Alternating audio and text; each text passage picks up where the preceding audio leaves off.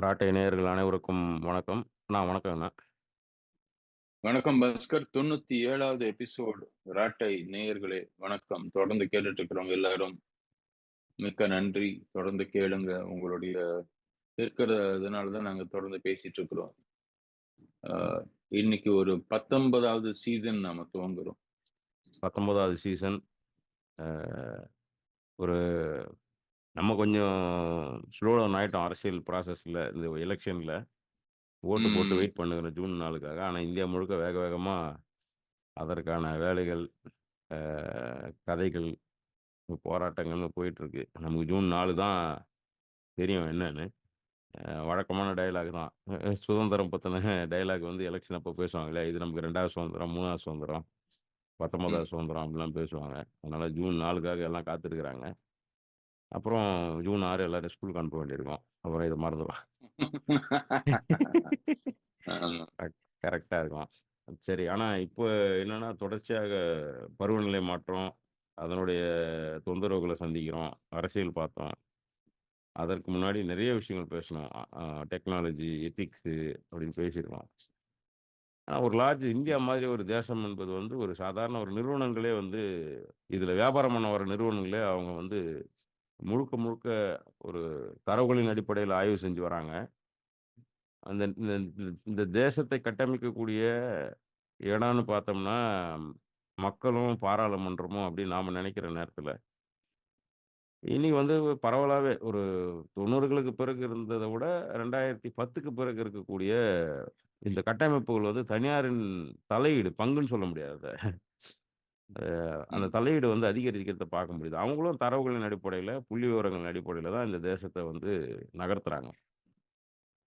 இப்போ இந்த புள்ளிவிவரம் சார்ந்து பேசணும் அப்படின்னு நம்ம நெறைய கதைகள் பேசியிருக்கோம். ஹியூமன் எக்ஸ்பீரியன்ஸ் வேணும். அவனுடைய அனுபவம் வேணும். அவனுடைய எமோஷன்ஸ்ல இருந்து பேசணும்னு நம்ம நெறைய பேசியிருக்கோம். வரலாற்றிலிருந்து எடுத்து கான்டெம்பரரியாவும் பேசியிருக்கோம். அதே வேளையில ஒரு ஒரு குழுவாக, ஒரு மாநிலமாக, ஒரு தேசமாகன்னு யோசிக்கும் பொழுது, கதைகளால் மட்டும் கட்டமைக்க முடியுமா? எதனால இந்த அரசியல் அ நகர்வுகள்லாம் கட்டமைக்கப்படுது? எதனால வாழ்வாதாரம், சமூக நீதிலாம் கட்டமைக்கப்படுதுன்ற கேள்வி வரும்பொழுது சமீப காலங்கள்ல புள்ளிவிவரங்களோட, தரவுகளோட தாக்கம் அதுல நெறைய இருக்கிறத பார்க்குறோம். ஒரு 1, 2 இடங்கள்ல அது பேசியிருக்கோம். டெக்னாலஜி மட்டும் பேசுனோம். இந்த சீசன் முழுக்க தரவுகளும், புள்ளிவிவரங்களும் பத்தி அதனுடைய என்ன சொல்றது? ஒரு விரிவான பார்வை, மக்கள் பார்வையில இருந்தும் சரி, அதனுடைய ஆய்வு முறைமைகள்ல இருந்தும் நம்ம பேசலான்றது தான் நான் யோசிக்கிறோம். அதுல எனக்கு உங்ககிட்ட ஒரு ம். கேள்வியாவே இருக்கு. இந்த இன்ட்ரோடக்ஷன் எபிசோட்லயே ஒரு கேள்வி இருக்கு. நாம நெறைய கதைகள் பேசியிருக்கோம். வாழ்வியல் விழுமியங்கள்னு சொல்லக்கூடிய எத்திக்ஸு, அதுல இருக்கிற ஒரு கல்ச்சர் இதெல்லாம் பேசியிருக்கோம் நம்ம. ஆனா இந்த தரவுகளுக்கும், இந்த கதைகளும் சேர்ந்து பயணிக்க வேண்டிய அவசியம் என்ன இருக்கு? இந்தியா மாரியான தேசத்துக்கு. நம்ம இத பூமி மொத்தத்துக்கும் பார்க்க முடியுமான்னு தெரியல. குறைந்தபட்சமா பார்க்கும்போது இந்தியாவ பார்த்தாவே இப்ப ஒரு பெரிய ஃபிகர் இது. இப்ப இந்த ம். கதைகளும், புள்ளிவிவரங்களும் ஏன் இணைஞ்சிருக்கணும்? வெறும் கதைகள் என்ன செய்யும்? வெறும் புள்ளிவிவரங்கள் என்ன செய்யுங்கிறது உங்க பார்வையில நீங்க சொல்லணும். ம். இதற்கு நான் ஒரு கதையில இருந்து துவங்குறேன். ஆ. என் நண்பர் ஒருத்தர் இருக்காரு. லூர்துன்னு. லூர்து வந்து மரக்காணம் கிட்ட ஒரு சின்ன கிராமம். அந்த கிராமத்துல ஒரு அரசாங்க திட்டம் ஒண்ணு செயல்படுத்திட்டு இருந்தோம். அதாவது வறுமை கோட்டுக்கு கீழ வாழக்கூடிய வறுமை கோடுன்னா தெரியும் இல்லையா? வறுமை கோட்டுக்கு வந்து இந்தியாவுல வறுமை கோடுன்னா என்னன்றதுக்கு ஒரு 5 விதமான டெஃபினிஷன் இருக்கு. ஆ அதுல அரசாங்க திட்டத்தின் மூலமாக வறுமை கோடு அப்படின்றது, இவங்கெல்லாம் வறுமை கோட்டுக்கு கீழ வாழக்கூடிய மக்கள் அப்படின்னு பிபிஎல் கார்டுன்னு ஒண்ணு குடுப்பாங்க. அதாவது பிலோ பாவர்ட்டி லைன் வறுமை கோடுக்கு கீழ. இது வந்து முன்ன எப்படி இருந்துச்சுன்னா, சராசரியா ஒரு மனிதனுக்கு அந்த 2400 கிலோ கலோரிஸ். அதற்கு தேவையான அளவு உணவு வந்து வாங்குவதற்கான சக்தி இருக்குதா? அதற்கான பொருளாதாரம் இருந்துச்சுன்னா, அவங்க வறுமை கோட்டுக்கு மேல உள்ளதாக. இத தாண்டி இன்னொன்னு வந்துச்சு. 2011 அந்த பீரியட்ல இந்த சச்சின் டெண்டுல்கர் அவர் பேர் என்ன? இன்னொரு தந்துல்கர். தந்துல்கர் ரிப்போர்ட் நான் மாத்தி சொல்லிட்டேன் பேரு. தெண்டுல்கர் ரிப்போர்ட்ன்னு ஒண்ணு வந்துச்சு. அதன் மூலமாக ஆ உணவை தாண்டி அத்தியாவசிய தேவைகளை பூர்த்தி செய்யக்கூடிய அளவுக்கு ஒரு மனிதன், ஒரு குடும்பம், அவங்களுடைய ஏர்னிங் இருக்குதா? அப்படின்ற அத வச்சு ஒரு குறியீடாக மாற்றுனாங்க. அது மாதிரி ஒவ்வொரு காலகட்டத்துல மாத்திருக்கும். ஸோ இது மாரி ஒரு திட்டம். அதுல அந்த ஊர்ல இருக்கக்கூடிய அந்த வறுமை கோட்டுக்கு கீழ இருக்கக்கூடிய பல நபர்கள சந்திச்சு, அவங்களுக்கு அவங்களுடைய வாழ்வாதாரத்தை இன்னும் ஒ கொஞ்சம் வலுப்படுத்தணும். அவங்களுக்கு அவங்களுடைய ஏர்னிங் கெப்பாசிட்டி இன்கிரீஸ் பண்ணணும். அதற்கான சில தொழில்களை தொடங்கணும். அப்படின்றதற்கான ஒரு அரசாங்க திட்டத்தை அங்க இருக்கக்கூடிய ஒரு தன்னார்வ நிறுவனத்தோட சேர்ந்து பண்ணணும். லூர்து அப்ப அந்த நிறுவனத்துல இருந்தாரு. நான் சொல்றது ஒரு 15 வருஷத்துக்கு முன்னாடி. அப்போ அந்த ஊர்ல ஒரு வயசான அம்மா உட்கார்ந்து வேலை பண்ணிட்டு இருக்கிறாங்க. அந்த அம்மா இந்த பிபிஎல்ல கீழ இருக்கிறாங்கன்னு வந்திருக்கு. அந்த அம்மாவுடைய பேர் அதுல இருக்கு. அதாவது வறுமை கோட்டுக்கு கீழே வாழ்பவர்கள்ன்றது புள்ளிவிவரம். அந்த அம்மா போய் பார்த்தாங்கன்னா, "எப்படிம்மா வீட்ல யார் இருக்கிறாங்க?" "தனியா இருக்கிறேன்." "சொந்தக்காரங்க இருக்காங்களா?" "இந்த ஊர்ல 2, 3 பேர் இருக்கிறாங்க." "நீங்க என்ன பண்றீங்க?" "அவங்க வீட்ல போய் ஏதான வேலை செய்வேன். அவங்க குடுக்குற வேலைய செய்வேன். சில சமயம் விவசாயம் சார்ந்த வேலை இருக்கும். சில சமயம் அவங்க வீட்டு வேலையா இருக்கும். ஏதோ ஒண்ணு பண்ணுவேன். அவங்க சாப்பாடு குடுப்பாங்க. எனக்கு தேவையானதெல்லாம் அவங்க குடுத்துருவாங்க. அப்ப நீங்க உங்களுக்கு ஒரு வேலைவாய்ப்பு உருவாக்கி, உங்களுக்கு ஒரு தொழில் தொடங்குறதுக்கு அரசாங்கத்தினர் உதவி பண்ணா, நீங்க எடுத்து செய்வீங்களா?" அப்படின்னும்போது, "இல்லங்க நானு நல்லா தான் இருக்கேன்" அப்படின்றாங்க அந்த அம்மா. "இல்ல உங்களுக்கு கையில காசு இல்லாம கஷ்டப்படுவீங்களே?" "இல்ல காசு இல்லன்னா என்ன? என்ன தான் பார்த்துக்க ஆள் இருக்குல்ல. எனக்கு பிரச்சனை இல்ல." அவரு எனக்கு ஃபோன் பண்ணாரு அப்போ. ஃபோன் பண்ணி கேட்டாரு, "சார் அவங்க வறுமை கோட்டுக்கு கீழ இருக்கிறாங்க. ஆனா அதுக்கு மேல வர்றதுக்கு அவங்களுக்கு விருப்பம் இல்ல சார். என்ன பண்றது?" அப்படின்னாரு. "சந்தோஷமா இருக்காங்களா?" "சந்தோஷமா இருக்காங்க." அப்படின்னும்போது, இது எந்த புள்ளி விவரத்த சந்தோஷத்துல நம்ம அடக்க முடியும்? சந்தோஷத்த புள்ளி விவரங்கள வச்சு நம்மளால மெஷர் பண்ண முடியுமா? ஒரு மனுஷன் திருப்தி அடையறான் அப்படின்னா, ஒண்ணுமே இல்லாதவன் அ வள்ளுவர் சொன்ன மாரி, "எப்பொருளும் வேண்டாவார் உலகனைத்தும் ஆளுவர் காண்" அப்படின்னு. அது மாதிரி ஒண்ணுமே வேணாம்னு சொல்றவன், எல்லாத்தையும் தனக்குள்ள இருக்கக்கூடிய விஷயங்களை ஆளக்கூடிய மனிதரா இருந்திருக்கிறாங்க நெறைய பேர். அப்படிப்பட்ட விஷயங்கள புள்ளி விவரங்கள் வெளிப்படுத்தாது. அங்க தான் நமக்கு கதைகள் தேவைப்படுது. இந்த அம்மா அன்னைக்கு நானு லூர்து கிட்ட இன்னும் நான் சொல்லுது நினைவு இருக்கு. லூர்து ரொம்ப முக்கியமான விஷயத்த கண்டுபிடிச்சிருக்கிறீங்க இன்னைக்கு. இன்னைக்கு நாள்ல வேற எதுவும் வேலை இல்லன்னா, இன்னைக்கு முழு நாள் நீங்க இதுக்கே செலவு பண்ணி கொஞ்சம் சிந்தியுங்க இத பத்தி. நெறைய விஷயங்கள் நம்மளுக்கு புரியும். இது முக்கியமான ஒரு என்கவுண்டர் உங்களுக்கு அப்படின்னு சொன்னேன்.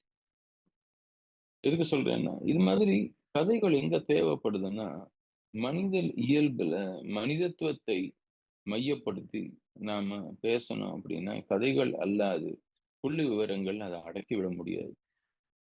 ஏன்னா, நம்ம 2 பேரும் சுத்தி இருக்கிற விஷயங்கள வச்சு நம்ம சந்தோஷம் அடையறோம். அல்லது அதுல ஒரு திருப்தி அடையறோம் அப்படின்னா, திருப்தி என்பதும், சந்தோஷம் என்பதும் ஒரு குவாலிட்டி. அதற்கான காரணங்கள் வெவ்வேறாக இருக்கலாம். அதற்கான ரூட் வேறையா இருக்கலாம். நீங்க எத்தன விஷயங்கள கொண்டு ஒரு மனிதன் திருப்தி அடைந்து விட்டான் அப்படின்னு நீங்க எப்படி நிர்ணயம் பண்ண முடியும்? அத எந்த குறியீடுகள வச்சு நீங்க அளவிட முடியும்? அப்படின்னா முடியாது. ஆனா புள்ளி விவரங்கள் எதுக்கு தேவைப்படுது அரசாங்கத்துக்குன்னா, சரி இத்தன பேர் வறுமை கோட்டுக்கு கீழ இருக்கிறாங்க. அவங்கள எப்படியோ நம்ம அவங்களுக்கு ஒரு அ திட்டத்தின் மூலமாக அவங்கள வறுமை கோட்டுக்கு மேல எடுத்துட்டு வரணும்ன்றது இலக்கு. நிர்ணயம் பண்ணக்கூடிய இலக்கு. இது திட்டங்களுடைய ஒரு நோக்கமாக இருக்கு. அதே சமயம் அந்த திட்டத்த வடிவமைச்ச ஆளுங்க கிட்ட போயிட்டு, "ஐயா எங்க ஊர்ல வறுமை கோட்டுக்கு கீழ ஒரு 10 பேர் இருக்கிறாங்க. ஆனா அந்த 10 பேரும் ரொம்ப சந்தோஷமாவே இருக்கிறாங்க. நாங்களே எங்க ஊர்ல இருக்கக்கூடிய அந்த 10 பேர பார்த்துக்கிறோம்." அப்படின்னு ஒரு கிராமத்தை சேர்ந்த மக்கள் போய் சொன்னாங்கன்னா, இந்த திட்டத்தை வகுத்த ஆள் என்னமோ சொல்லுவாரு, "நல்லதா போச்சு போங்க. நீங்களே பார்த்துக்கங்க. ஏன்னா நாங்க எதுக்கு திட்டம் போடணும்? உங்க கிராமத்துக்கு இந்த திட்டம் தேவையில்லன்னு" சொன்னாலும் சொல்லுவாங்க. ஆனால் இந்தியாவுல எங்க பிரச்சனை வருதுன்னா, இந்த திட்டத்தை வகுத்தவர்களுக்கும், இந்த திட்டம் எங்க செயல்படுதோ, அங்க இருக்கக்கூடிய உண்மை நிலைக்கும் இடையே இந்த திட்டத்தை நிர்வகிக்கவும், அந்த திட்டத்தை செயல்படுத்தவும் லட்சக்கணக்கான பேரு டிபார்ட்மென்ட்டா போட்டு வச்சிருக்கிறோம். இதுல பல பேர் என்ன நினைக்கிறாங்க, மேல இருந்து வரக்கூடிய அந்த திட்டத்தை செயல்படுத்துவது, அது ஒரு அளவும் இம்மி அளவும் அதை மாறாமல் செயல்படுத்தி விடுவது தான் தன்னுடைய வாழ்க்கையின் லட்சியமாக எடுத்துன்னு இருக்காங்க. குறிக்கோள் அதுதான். அப்ப அவங்களுக்கு என்ன ஆகுதுன்னா, அது எப்படிங்க அவங்க சந்தோஷமா இருக்கலாம்? அது எப்படிங்க அவங்க திருப்தி அடைஞ்சிடலாம்? நாங்க தான் சொல்லிட்டோம்ல, நீங்க இதுக்கு கீழ நீங்க சம்பாதிச்சீங்கன்னா, நீங்க திருப்தியா இருக்க வாய்ப்பே இல்லன்னு. அது எப்படி நீங்க இதுக்கு கீழ சம்பாதிச்சு நீங்க திருப்தியா இருக்க வாய்ப்பு இருக்கு? அப்படின்னு சொல்லி ஒரு இது சொல்லுவோமே, அந்த ஒரு இவங்கலாம் ஒரு எவாஞ்சலிஸ்ட்டா மாறிர்றாங்க. அதாவது இத ஒரு ஒரு இந்த மிஷன் மோட்ல எடுத்துட்டு போணும்னு பார்க்குறாங்க. அப்போ என்ன ஆகுதுன்னா, மக்களுக்கு தேவையில்லாத திட்டங்கள், தேவையில்லாத விஷயங்கள் எடுத்துட்டு போய் அவங்க மேல திணிச்சு, அவங்கள பண்ண வச்சு, அவங்கள எப்படியான அதிலிருந்து நான் மாற்றப் போறேன்னு சொல்லி, இதுல ஏமாற்றம் அடையிற அளவுக்கு போயிரும். ஸோ, புள்ளி விவரங்கள் எங்க தேவைப்படுது அப்படின்னா, நாம எதை நோக்கி போயிட்டுருக்கிறோம், அத பத்தின புரிதல் நம்மளுக்கு என்ன இருக்கு? நம்ம சுத்தி இருக்கக்கூடிய அ அபாயங்கள் என்னென்ன? அத நாம எந்த அளவுக்கு புரிஞ்சுட்டு இருக்கிறோம் அப்படின்றது. ஆனா புள்ளி விவரங்களை சேகரிப்பது, சேமிப்பது, அதை பயன்படுத்துவது, இது எல்லாத்துக்குமே பெரும்பாலும் நாம இன்னைக்கு அதனுடைய புரோட்டோகால்ஸ் நம்ம பயன்படுத்துறது எல்லாமே நவீன அறிவியல்ல இருந்து வரக்கூடியது. அந்த சித்தாந்தத்துல இருந்து வந்தது. அதுல இருக்கக்கூடிய பிரச்சனை என்னன்னா, நவீன அரசியல்ல நவீன அந்த அறிவியல்ல இருந்து வந்தக்கூடிய விஷயங்கள், ஒரு லேபரேட்டரிக்காக அதாவது ஒரு ஆய்வு கூடத்துல பயன்படுத்துறதுக்கான ரிசர்ச் மெத்தடாலஜி தான் நம்ம உபயோகப்படுத்தியிருக்கிறோம். அத சமூகத்தின் மேல திணிக்கும்போது, சமூகத்துல இருக்கக்கூடிய பல விதமான நுவான்சஸ்ன்னு சொல்லக்கூடிய, ஆம் இந்த உணர்வுகள் அ அத நம்ம கேப்சர் பண்ணாம போயிடுறோம். அதற்காகத்தான் நமக்கு புள்ளிவிவரங்களை தாண்டி கதைகள் தேவைப்படுது.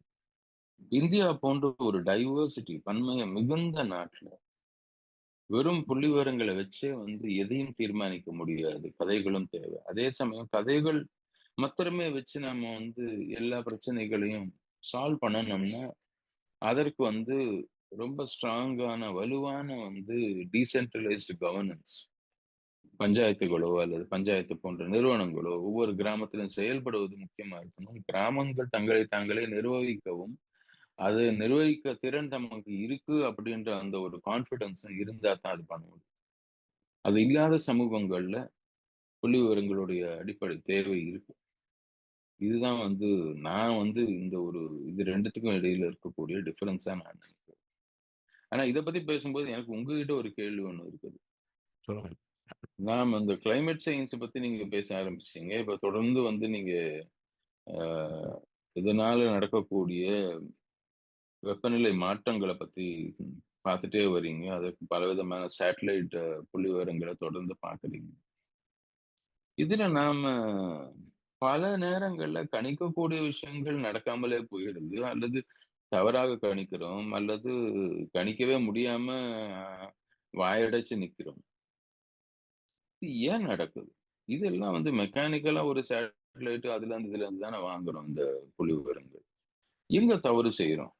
அதே சமயம் இந்த தவறுகள் செய்யாம இருக்கிறதுக்கு எத எத வச்சு நம்ம இப்போ சின்ன சின்ன ஊர்கள்ல பல பேர் அந்த காய் வச்சு பூ வராம பூ காய் வைக்காதத பற்றியோ அல்லது மண்ணின் தன்மையை பற்றியோ தாவரங்கள வச்சோ துல்லியமாக அவங்களால சொல்லிற முடியுது. அது கதை கதை வாரியாகவும் சொல்லலாம், அல்லது அதை வந்து புள்ளிவிவரங்களாக அப்சர்வேஷன் பேஸ்டாகவும் பேசலாம்.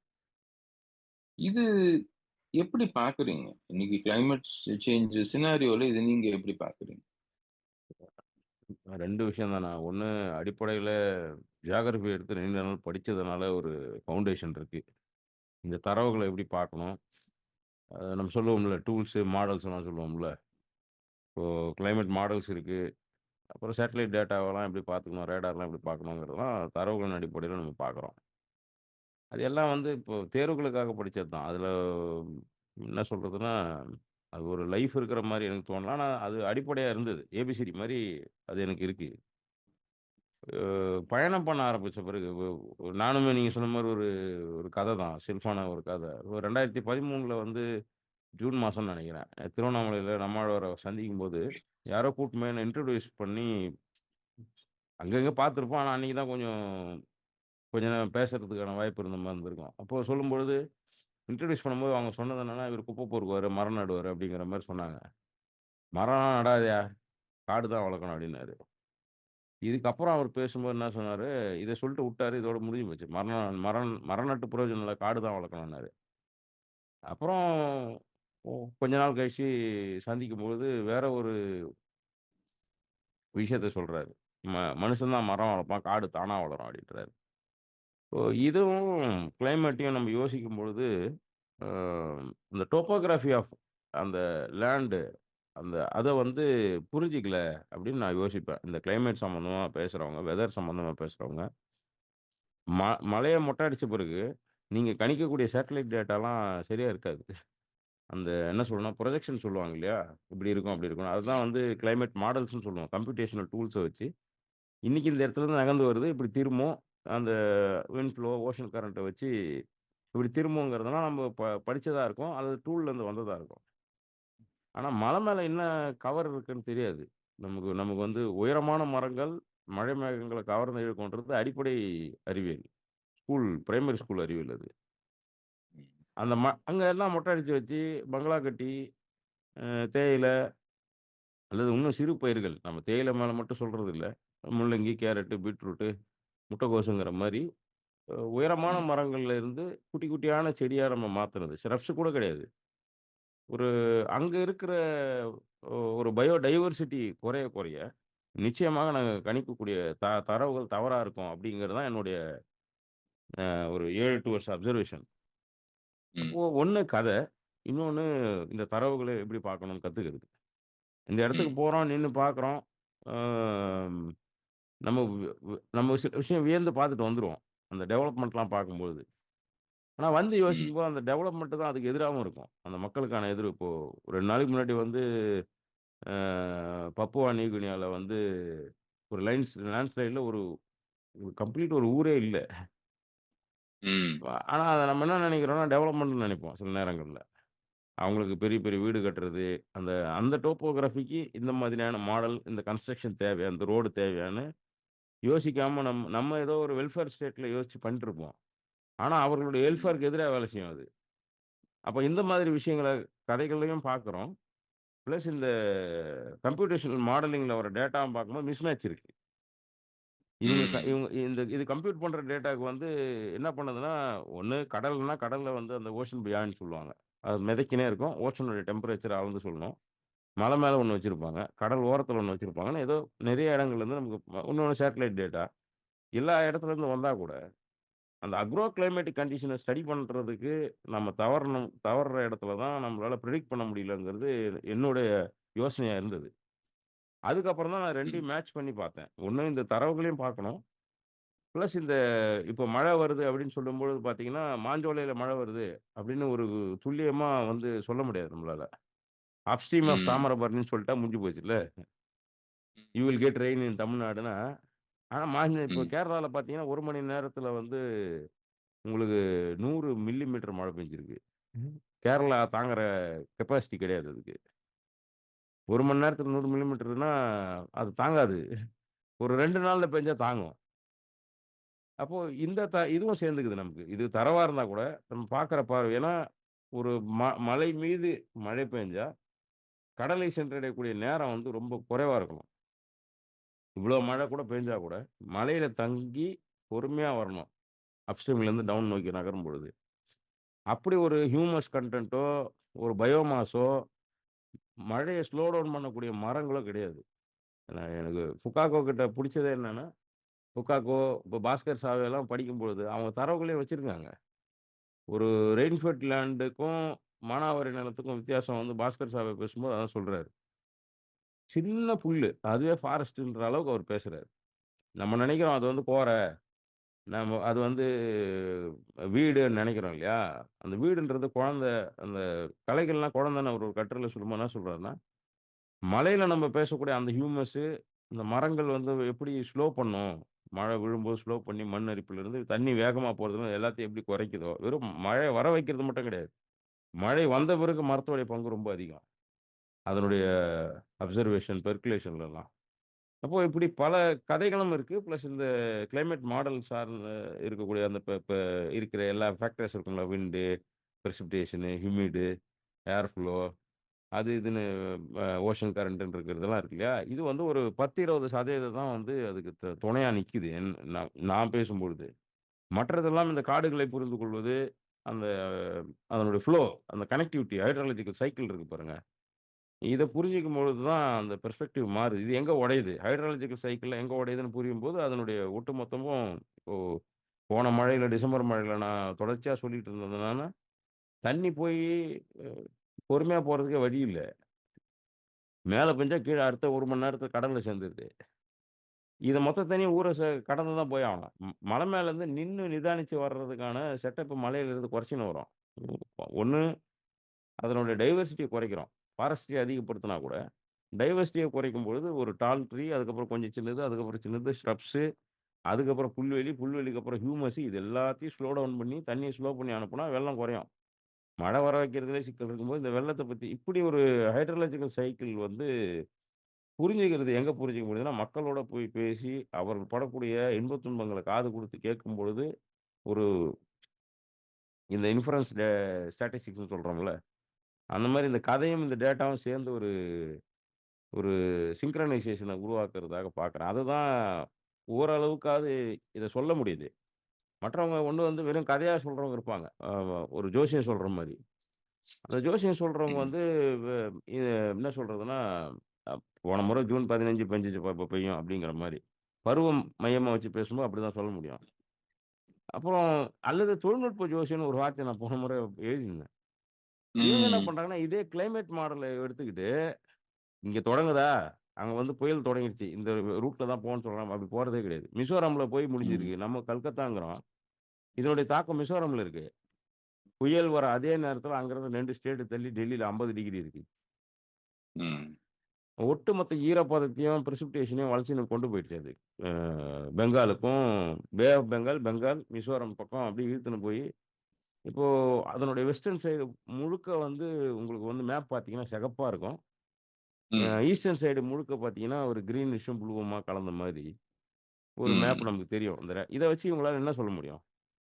மழை பெஞ்சது 10 ம். சென்டிமீட்டர் பெஞ்சது, 5 சென்டிமீட்டர் பெஞ்சதுன்னு சொல்ல முடியுமே தவிர, இதற்கு பிறகு என்ன நடக்கும்? ஒரு முக்கியமான கேள்விய நான் அணுகுனேன். இந்த கழிமுகங்கள இது பண்ணும்போது டாக்குமெண்ட் பண்ணும்பொழுது, இந்த வருஷம் வறட்சி எப்படி இருக்கும்னு என்ன ஒருத்தர் ஃபோன் பண்ணி கேட்டாரு. அப்போ ம். அவங்க அவங்க அவங்க எதிர்பார்க்குறாங்க. எங்கேயும் சொல்றதில்ல. இப்போ உதாரணத்துக்கு இந்த வருஷம் வந்து நீங்க தயாரிச்சுக்கணும். ஒரு விவசாயி வந்து தங்கள எப்படி தயாரிச்சுக்கணும்னு யோசனை இல்லாதனால தான், அன்னைக்கு மழை பெஞ்சா ம். நீங்க வீட்ட விட்டு போவீங்களா? ஓலா ஓடுமா? இல்ல ஊபர் ம். ஓடுமா? Zomato வீட்டுக்கு வருமா? வேலைக்கு போனவங்க வீட்டுக்கு வந்து சேர்ந்துருவோமா? ஸ்கூல் இருக்குமா? ம். இருக்காதா? இவ்வளோதான் மழைய பத்தின இவங்க குடுக்குற தகவல்ல இருந்து மக்களுக்கு தேவையானதா இருக்கு. இந்த வருடம் வந்து கோதுமை என்ன ஆகும்? நெல் என்ன ஆகும்? அதுக்கான ஸ்டோரேஜ் யார்கிட்ட இருக்கு? அந்த மாரி டயலாக்ஸ் வந்து இந்த கிளைமேட் ஸ்டடிலேருந்து வந்ததில்ல. அப்போ ம். ஒன் இது 2ம் தேவை. நீங்க சொன்ன மாரி தான். எங்க கதை தேவைப்படுதோ தேவ, எங்க தரவுகள் தேவையோ தேவ. இது 2ம் சேர்த்து வச்சு பார்க்கக்கூடிய ஒரு சிந்தனையாளர்கள் வந்து நிறைய அளவுல உருவாக்க வேண்டியிருக்கு. உருவாக ம். வேண்டியிருக்கு. நம்ம எங்க உருவாக்க சிந்தனையாளர்கள் உருவாக வேண்டியிருக்கு. அந்த பார்வை பார்க்கக்கூடியவங்க வேணுமா இருக்கு. ரொம்ப செல்ஃப் சென்ட்ரிக்கா மாறிடுச்சு என்ன கேட்டா. இந்த கிளைமேட்டாலஜின்றது வந்து ஒரு தனி மனித வாழ்க்கையில அது ஏற்படுத்தக்கூடிய இன்ப துன்பங்களோட நிக்குது இந்த அதனால தான் இப்ப நம்ம ஒரு கிளைமேட் சம்மந்தமா போட்டோம்னா, ஒரு கம்யூனா வாழக்கூடியவங்க கேட்கிற கேள்விக்கும், ஒரு இண்டிவிஜுவல்ஸ் கேட்கக்கூடிய கேள்விக்கும் வித்தியாசம் இருக்கு. "மீனம்பாக்கத்துல மழை பெய்யுமான்னு?" கேட்பாங்க. "நான் ம், ஆஃபீஸ் போணும்." அப்படின்னு கேட்பாங்க. ஆனா ஒரு ம், ஒரு கம்யூன் ஒரு ஒரு ஒரு ஃபார்மர்ஸ் கம்யூன்லயோ, இல்ல ஒரு மலை கிராமங்கள்ல இருந்து கேட்கக்கூடிய கேள்விகள்லாம் எப்படி இருக்கும்னா, இது இது எந்த தாக்கத்த நான் சொன்னேன்ல, இந்த ஆண்டு வறட்சி இருக்குமா? இந்த ஆண்டு எத ம், நம்பி பயிர் பண்றது?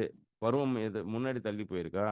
என்ன கேலண்டர் சிஸ்டம் ஒர்க் ஆகுதுன்னு கேட்கறாங்களே! இந்த கேள்வியே பார்த்தீங்கன்னா, அந்த செல்ஃப் சென்ட்ரிக்கான கேள்விக்கும், கம்யூன்லேருந்து வர கேள்விக்குமான வித்தியாசம் வந்து, அந்த அக்கறைய கதை உருவாக்குது. அந்த ம், அக்கறைக்கு நம்ம நியாயமா இருக்கணுங்கிறது இந்த புள்ளிவிவரங்கள் பயன்படுதுன்றது தான் நான் என்னோட பதில். ம்.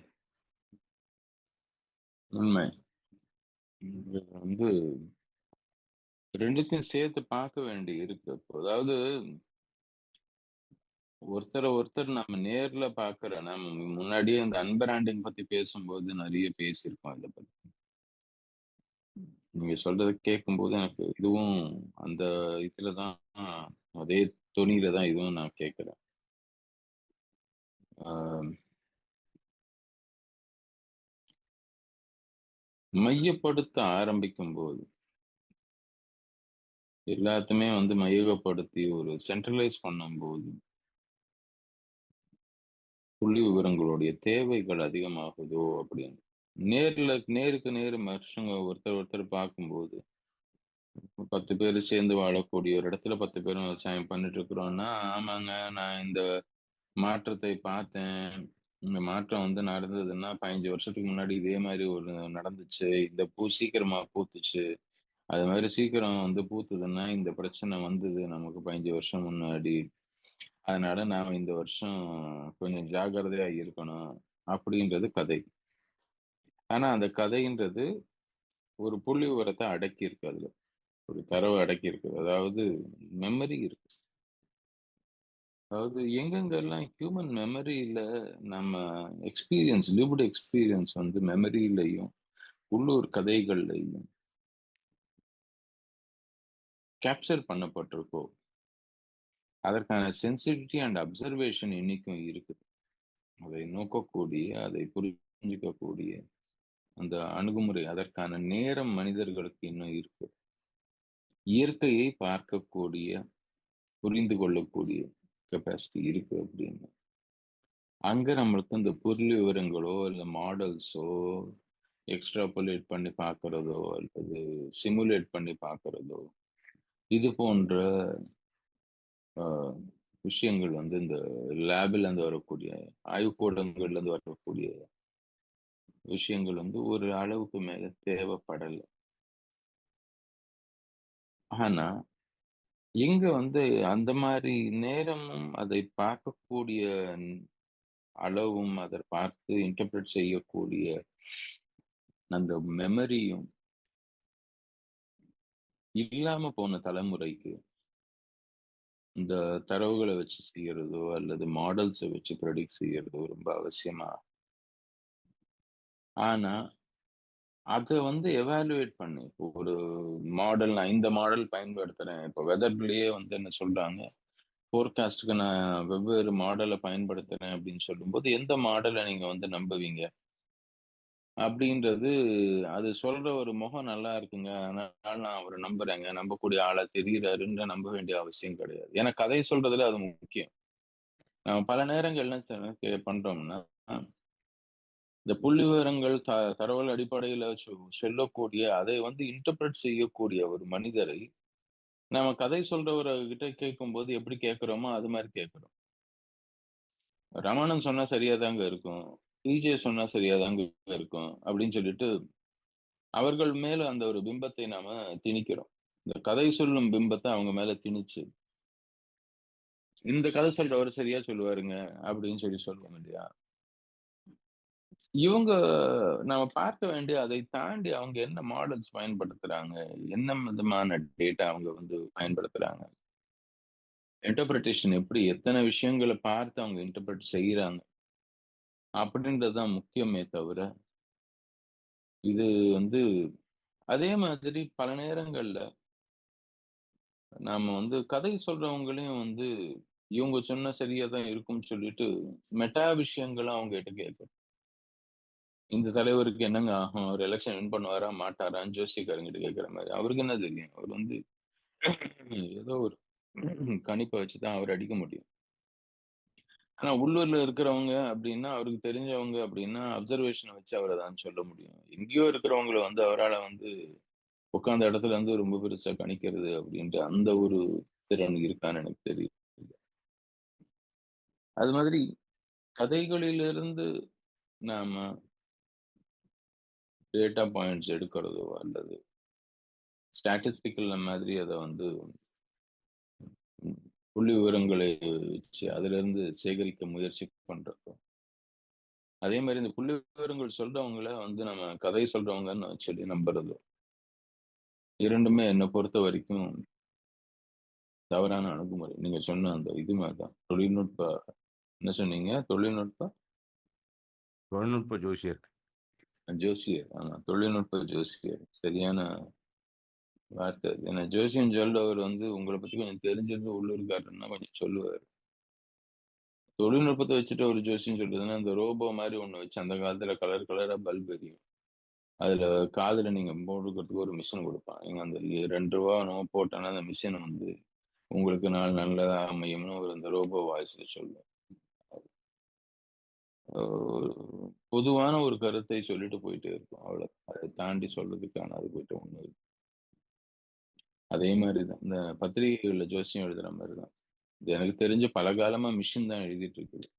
மனுஷங்க எழுதுறதே கிடையாது. இப்ப பெர்முடேஷன் அண்ட் காம்பினேஷன்ல இந்த ராசி பலனை இருக்கிறவங்களுக்கு கடைசியா 5 வருஷத்துக்கு முன்னாடி எந்த வார்த்தைகள் போட்டு சொன்னோமோ, அந்த அதே வார்த்தைய போட்டு இப்ப சொல்லிடலாம். 5 வருஷம் யாரும் அத நினைவு வச்சுக்க போறதில்ல. எனவே தினம் தினம் வரும் அப்படின்னு சொல்லி அப்பப்போ பெர்முடேஷன் காம்பினேஷன்ல மாத்தி மாத்தி ஏதோ மிஷின்கள் தான் போடுதுன்னு எனக்கு ஒரு நீண்ட நாளாக அந்த ஒரு சந்தேகம் இருக்கு. அது மாதிரி இத நம்ம இந்த சீசன் முழுக்க இத பத்தி பேசப் போறோம். இது 2த்துக்குமான வித்தியாசங்கள் என்ன? இது சில உதாரணங்கள வச்சு நம்ம பேசப் போறோம். இந்த தரவுகள எப்படி பார்க்கிறது? அதிலிருந்து எங்க எல்லாம் நம்ம ரிசர்ச் முழுக்க எடுத்து செய்யலாம்? அது எப்படி செய்யணும்? முக்கியமாக இந்த மாரி புள்ளிவிவரங்கள வச்சு நம்ம ஒரு விஷயத்த இன்ஃபர் பண்ணும்போதோ, அல்லது புரிந்து கொள்ள முயற்சிக்கும்போதோ, அதுல கதைகளின் ரோல் என்னவா இருக்கு? உள்ளூர் கதைகள் அதுல எங்க வரும்? இத இன்னும் கொஞ்சம் தீவிரமா நம்ம புரிஞ்சுக்கணும். இதிலிருந்து நம்ம அடுத்த கட்டம் போறதுக்கு என்ன செய்யணுன்றத முயற்சிக்கணும். இதிலிருந்து புதுசா நம்ம சமூகத்தை சார்ந்த ஆய்வுகள மேற்கொள்ளணும்.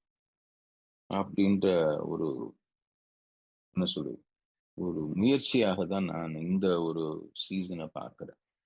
ம். தொடர்ந்து பேசுவோம். ராட்டை நேயர்கள் அனைவருக்கும் நன்றி. அ பார்ப்போம். புள்ளிவிவரங்கள் என்ன வகையில மக்கள வழிநடத்துதுன்னு தொடர்ச்சியா பேசுவோம். புள்ளிக்கோலங்கள். தொடர்ந்து பேசுவோம். இரட்டை நேயர்களே. நன்றி, வணக்கம்.